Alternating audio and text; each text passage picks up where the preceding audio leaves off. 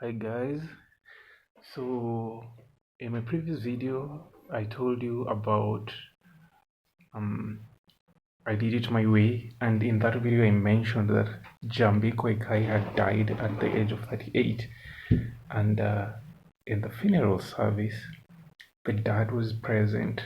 The dad gave a speech, and his message was very painful, and he was like, forgive me for my sins of omission.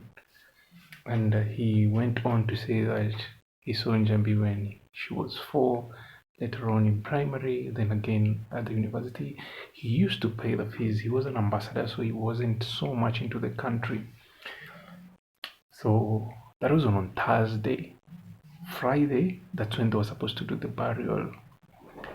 And sad news is he committed suicide the morning before the funeral service, the burial took place. And that hit me, considering the fact that I'm a man, and maybe there's a big maybe, I may be a father in the future, maybe. And I don't want to live a life of regrets. I'm just thinking about it like, if I'm to be a father, I better be the best father. And this message is to all the men. Don't just want to be the man who will be providing. Kids, especially ladies, want you. They don't know about many things. They just want your presence. Your presence will give them confidence. Your presence will give them love. Your presence is going to change or define who they are. So lack of them, you being in their lives, is just disastrous. You better not even have kids in the first place. You see, we as men, we think, which is true, our main job is to provide. Very true, no doubt about that. Our job is to provide, but more and above than that is your presence. Your presence will dictate the kind of adult you're going to upbring in the future. So thinking about the death of the man, and who I am and the man that I'm becoming and I want to be, if by God's grace I am to be a father, it is my desire to be in the life of my children. And this is a message to all men, like, aspire to be there.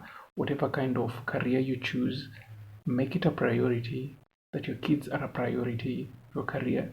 Now that this group of men who are coming up and saying it doesn't matter, uh, just to do you, they have their separate life, I beg to differ. Our lives are intertwined. So there's a quote that I listened to or read, I can't remember, so many years ago, over 20 years ago, and it said, the father begat the son begat the father. Normally we know it's the father who gives birth to the son, but in this line it was the son begat the father. How the person is when they're young will determine how they will be when they're older, and our presence into their lives of the people we bring into this world is very important. Women have their part to play, but we as men, we have a very huge role to play in the lives of the people we bring forth here. And so plan first the kind of life you want. If you are not going to be there, please don't. And they're saying the reason why there's a lot of people who are jailed in the US, especially the African American community in the US, is because of the lack of men in their livelihoods. The lack of men in families is destroying the family unit.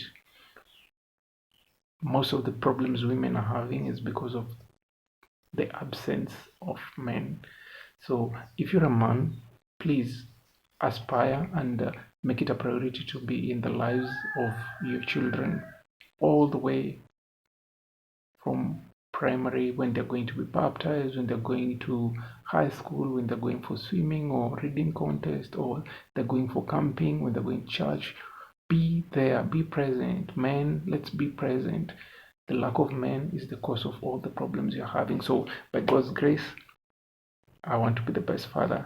If God allows me to be a father, I am also 50-50 about the whole idea of being a father, which is another video for another day. But for today, be present. So wish you well. Have a blessed one. Thank you for watching this video. It's your boy Steven. Cheers.